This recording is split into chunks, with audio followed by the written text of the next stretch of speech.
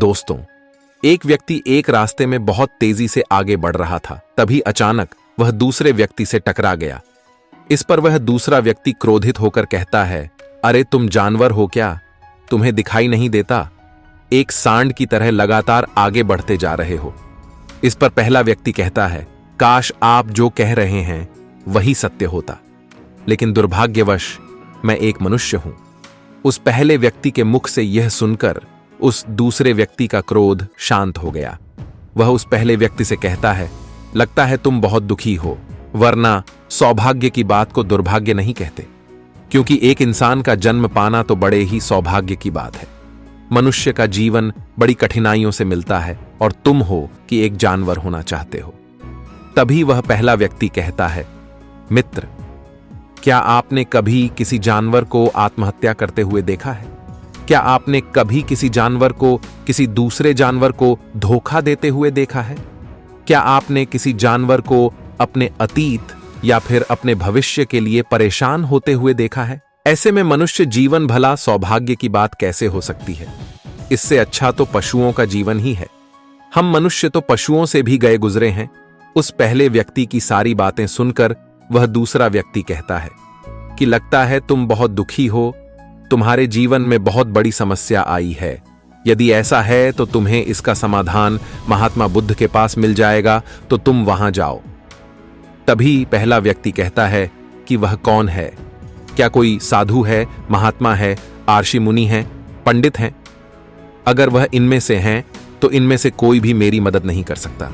मैं ऐसे कई लोगों से मिल चुका हूं और इनके पास मेरी समस्या का कोई समाधान नहीं है। इस पर वह दूसरा व्यक्ति कहता है, वह इनमें से तो नहीं है, लेकिन वह क्या है यह मैं भी नहीं जानता। बस मैं इतना ही जानता हूं कि जो भी उनके पास जाता है उनकी सभी समस्याओं का समाधान वह बड़ी सरलता से कर देते हैं। जो भी उनके पास आता है वह अपने सारे दुख दर्द वहीं पर छोड़कर चला आता है। उस दूसरे व्यक्ति की बात सुनकर पहले व्यक्ति को लगा कि उसे भी महात्मा बुद्ध से मिलना चाहिए। उसने उस दूसरे व्यक्ति से कहा, ठीक है भाई, अगर तुम कहते हो तो मैं एक बार उनसे भी मिल लेता हूं, उन्हें भी देख लेता हूं कि आखिर ऐसी क्या बात है जो लोगों की समस्याओं का समाधान बड़ी सरलता से कर देते हैं। इतना कहकर वह व्यक्ति अगले ही दिन महात्मा बुद्ध से मिलने के लिए निकल पड़ा। लगातार 3 दिन की यात्रा करने के बाद आखिरकार वह महात्मा बुद्ध के पास जा पहुंचा। जब वह महात्मा बुद्ध के करीब पहुंचा तो उसने देखा कि महात्मा बुद्ध अपने सभी शिष्यों को उपदेश दे रहे थे। महात्मा बुद्ध कह रहे थे, इस पृथ्वी पर उपस्थित हर किसी का जीवन बहुत ही कीमती है, परंतु मनुष्य जीवन अनमोल है। इसका उपयोग करके हम मनुष्य जीवन के उच्चतम शिखर तक पहुंच सकते हैं और इसी मनुष्य जीवन के कारण हम मनुष्य पशुओं से नीचे भी आ सकते हैं। महात्मा बुद्ध का यह उपदेश समाप्त होते ही वहां पर जो भी लोग बैठे हुए थे वह वहां से चले गए। तभी वह व्यक्ति महात्मा बुद्ध के करीब पहुंचा और वह महात्मा बुद्ध को प्रणाम करके कहता है, हे बुद्ध, आप कहते हैं कि मनुष्य का जीवन अनमोल है। आखिर मनुष्य के जीवन में ऐसी क्या बात है? हमारे मनुष्य के जीवन में कीमती जैसा क्या है? हम चिंता करते हैं, परेशान रहते हैं, हम अपने भविष्य के लिए हमेशा चिंतित रहते हैं। ऐसे ही हजारों प्रकार की समस्याएं मनुष्य के जीवन में चलती रहती हैं।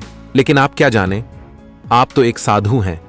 आपने तो ये सारी चीजें त्याग दी हैं और इसीलिए शायद आप ये सारी बातें बड़ी आसानी से कह सकते हैं।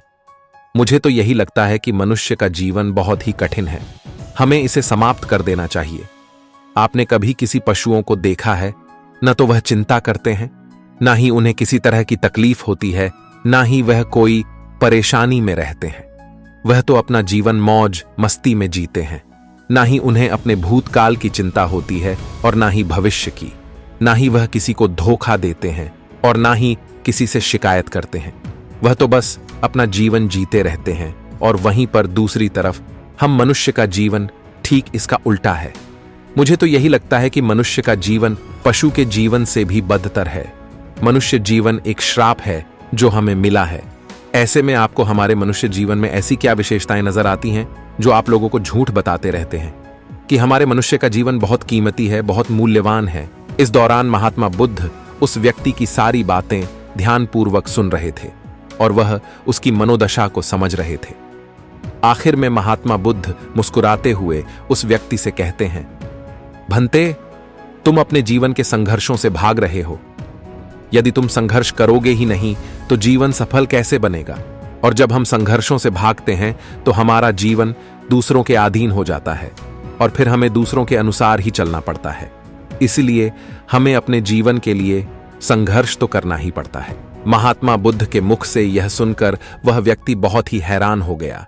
उसने तुरंत ही महात्मा बुद्ध को प्रणाम किया, उनके चरणों में जा गिरा और उनसे कहने लगा, हे बुद्ध, आपको कैसे पता चला कि मैं अपने जीवन में संघर्षों से भाग रहा हूं, उनसे बचना चाहता हूं?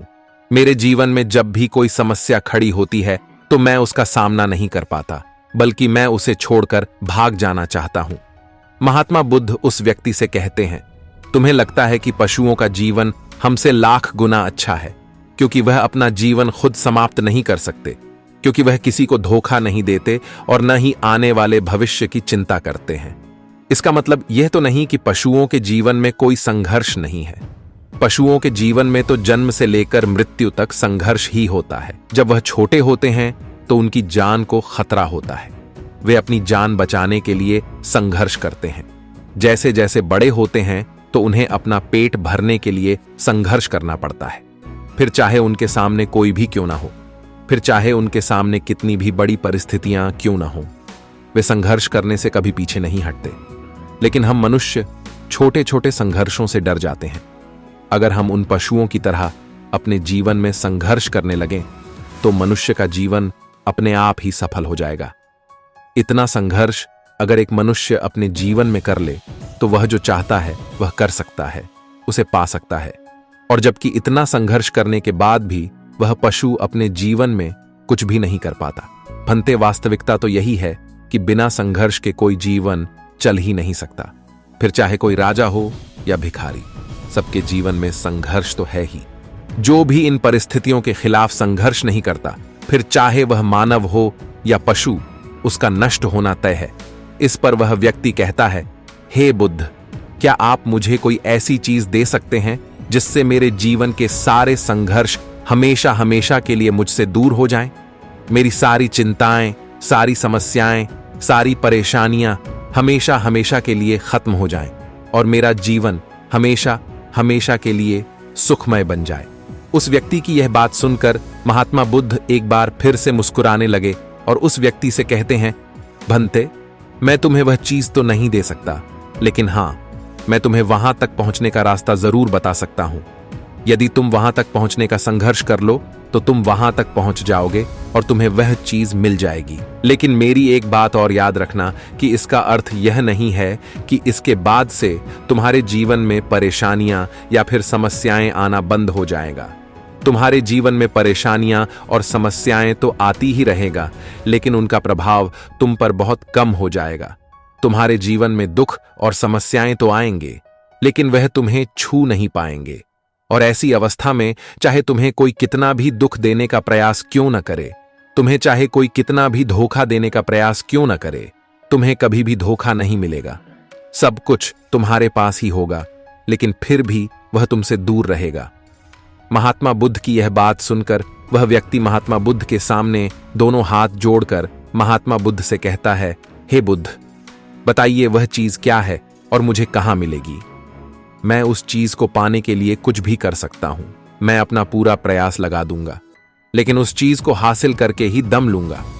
इस पर महात्मा बुद्ध ने उस व्यक्ति से कहा, सोच लो भंते, एक बार यदि तुमने वह रास्ता शुरू कर दिया तो तुम्हें उस रास्ते पर चलते ही रहना होगा जब तक कि तुम अपनी मंजिल को पा नहीं लेते, और यह रास्ता अत्यंत संघर्षों से भरा होगा। क्या तुम अपनी मंजिल तक पहुंच पाओगे? इस पर वह व्यक्ति कहता है, हे बुद्ध, आप मुझे रास्ता बताइए, मैं उस पर चलूंगा। मैं अपनी अंतिम सांस तक संघर्ष करूंगा, लेकिन उस चीज को हासिल करके ही दम लूंगा। इस पर महात्मा बुद्ध कहते हैं, तो सुनो, उस चीज का नाम है शांति, जो तुम्हारे मन के भीतर गहराइयों में है। जैसे यह समुद्र की लहरें ऊपर से तो बड़ी तीव्र नजर आती हैं और उछाल मारती हैं, जिन्हें देखकर हमारा मन घबरा जाता है, परंतु ठीक इसी के विपरीत उसकी गहराई में वह बहुत ही शांत होता है। और ठीक इसी प्रकार हमारे मन की गहराइयों में भी वह शांति छिपी हुई है। तुम्हें अपने मन की गहराइयों में उस शांति को खोजना होगा, उस शांति के लिए संघर्ष करना होगा। और अगर तुम रास्ते से नहीं भटके तो जैसा मैंने तुम्हें कहा है वह सब तुम्हें मिलेगा जो तुम चाहते हो। महात्मा बुद्ध के मुख से यह सुनकर वह व्यक्ति कहता है, हे तथागत, मैंने तो सोचा था कि आप मुझे कोई ऐसी वस्तु बताएंगे जिसे मैं किसी भी हालत में खोज लूंगा और उसके बाद मेरा जीवन सुखमय बन जाएगा। इस दुनिया में ऐसी कोई चीज जिसे खोजा नहीं गया उसे तो खोजा जा सकता है, लेकिन मैं अपने मन के भीतर कैसे जा सकता हूं? वहां भला कौन सा मार्ग जाता है? वहां भला ऐसी कौन सी सवारी जाती है जिस मार्ग पर मैं चलकर या फिर उस सवारी के द्वारा वहां तक पहुंच सकता हूं? इस पर महात्मा बुद्ध मुस्कुराने लगे और उस व्यक्ति से कहते हैं, भंते, वहां पर कोई सवारी नहीं जाती और न ही वहां पर मनुष्य पैदल जा सकता है। फिर भी वह एक मार्ग है और इस मार्ग पर चलना ही पड़ता है। इस पर वो व्यक्ति कहता है, हे बुद्ध, तो आप मुझे बताइए, मैं उस मार्ग पर चलकर कैसे अपने मन के भीतर की उस शांति को खोज सकता हूं? इस पर महात्मा बुद्ध ने कहा, इस दुनिया में सबसे शक्तिशाली क्या है? इसका जवाब देते हुए व्यक्ति कहता है, हे बुद्ध, इस दुनिया में सबसे शक्तिशाली चक्रवर्ती सम्राट है, जिसके पास असीम शक्ति है, जिसके पास सब कुछ है, उसके पास किसी चीज की कोई कमी नहीं। इसके जवाब में महात्मा बुद्ध कहते हैं, नहीं, इस दुनिया में सबसे शक्तिशाली चीज है इच्छा, और यही इच्छा इस दुनिया को चला रही है।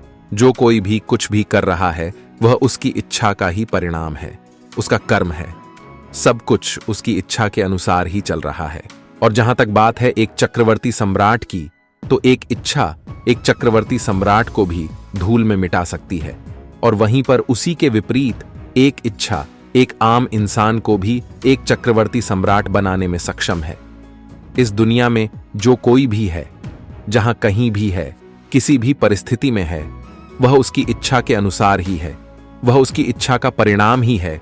अपनी इच्छा के बल पर मनुष्य इस जीवन में कुछ भी कर सकता है, लेकिन एक वास्तविकता यह भी है कि मनुष्य अपनी इच्छा पर नियंत्रण नहीं कर पाता, जिस कारण उसके जीवन में वह सब भी घटित होता रहता है जिसकी वह चाहत नहीं रखता। हमारे मन की बुरी इच्छाएं हमारी तरफ बुरी चीजों को खींचती हैं, इसलिए इच्छा बहुत सोच समझकर करनी चाहिए। हमें अपने जीवन में क्या चाहिए, यह केवल हम अपनी इच्छा से ही निर्धारित कर सकते हैं। इस पर वह व्यक्ति कहता है, हे बुद्ध, तो क्या मैं अगर यह इच्छा करूं कि मुझे अपने मन की भीतर की शांति मिल जाए, तो क्या वह मुझे मिल जाएगी? तभी महात्मा बुद्ध कहते हैं, भंते, इस दुनिया में सबसे शक्तिशाली इच्छा अवश्य ही है, परंतु फिर भी मनुष्य न जाने अपने जीवन में तरह तरह की इच्छाएं पालता है, लेकिन वह सारी इच्छाएं उसकी पूर्ण नहीं हो पाती। जानते हो क्यों?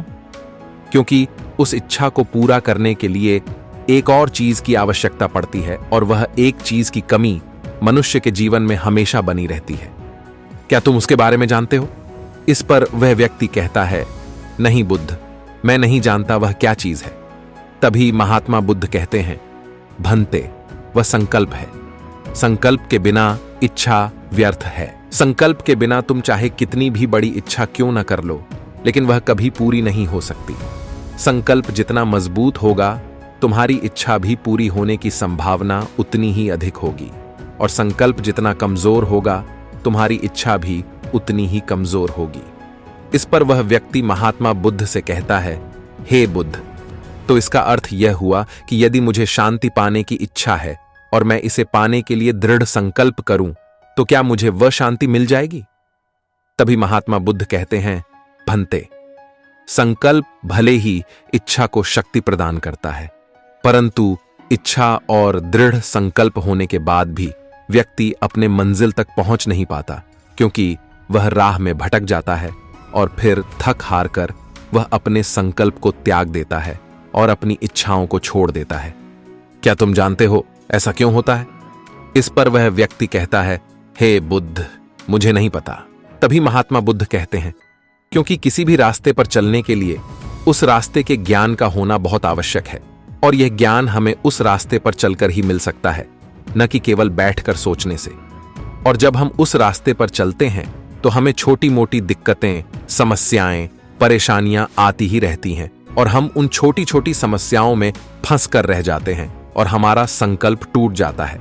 हमारी इच्छा उन छोटी छोटी समस्याओं के सामने कमजोर पड़ जाती है और हम उन समस्याओं के सामने घुटने टेक देते हैं, हार मान लेते हैं और हमारा पूरा का पूरा जीवन फिर उन्हीं समस्याओं के इर्द गिर्द घूमता रह जाता है और हमारा पूरा जीवन वहीं पर समाप्त हो जाता है। इस पर वह व्यक्ति कहता है, हे बुद्ध, मैं आपकी बातों को समझने का बहुत प्रयास कर रहा हूं, लेकिन मुझे आपकी सारी बातें समझ नहीं आ रही। कृपया करके आप मुझे साफ और स्पष्ट तौर पर समझाने का प्रयास करें।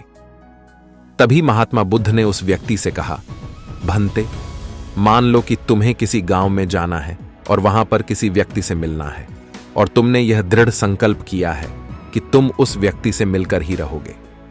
तुमने अपना सफर तो शुरू किया, लेकिन काफी वर्षों के पश्चात भी न तो वह गांव खोज पाए और न ही उस व्यक्ति से मिल पाए। तो ऐसे में क्या होगा? इसके जवाब में वह व्यक्ति कहता है, हे बुद्ध, भला ऐसा कैसे हो सकता है? यदि मैं जीवित हूं और वह व्यक्ति भी जीवित है जिससे मैं मिलना चाहता हूं और मुझे वह गांव पता है, तो मैं उससे अवश्य ही मिल लूंगा। तभी महात्मा बुद्ध कहते हैं, भंते, तुम्हें उस गांव का नाम पता है और तुम्हें जिसे मिलना है उसका नाम भी तुम्हें पता है, पर तुम्हें यह नहीं पता कि गांव किस दिशा में है। तो ऐसे में तुम कौन सा रास्ता पकड़ोगे और किस रास्ते पर आगे बढ़ोगे? यदि मान लो कि तुमने किसी विपरीत रास्ते को पकड़ लिया, तो क्या वह तुम्हें उस गांव तक ले जाएगा? क्या वह तुम्हें उस व्यक्ति तक मिला पाएगा? इस पर वह व्यक्ति कहता है, हे बुद्ध, इस अवस्था में तो यह कार्य बिल्कुल भी असंभव होगा। इस पर महात्मा बुद्ध मुस्कुराते हुए उस युवक से कहते हैं, भंते, मैं कब से यही तुम्हें समझाने का प्रयास कर रहा हूं। हमारी इच्छा संकल्प होने के बाद भी हमें सही रास्ते का ज्ञान होना आवश्यक है। शांति को खोजने का जो रास्ता है वह ध्यान है, और ध्यान भीतर होता है, बाहर नहीं।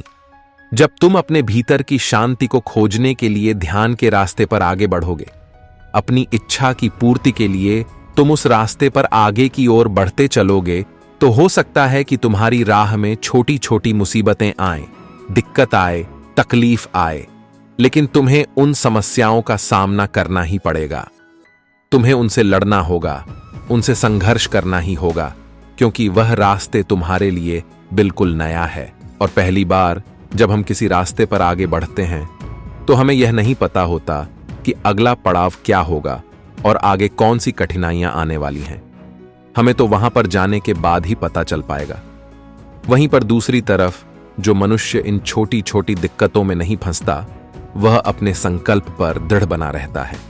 अपने जीवन में वह सब कुछ पा लेता है जो वह चाहता है, और अपनी मंजिल पर पहुंचकर उसे असीम शांति भी मिलती है।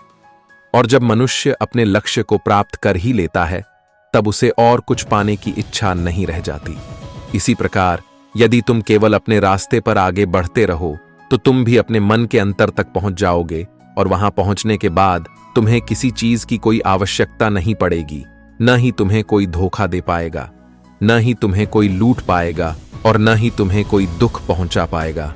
उस अवस्था में पहुंचने के बाद न ही कोई मोह, न ही कोई चिंता, और न ही कोई समस्या रहेगी।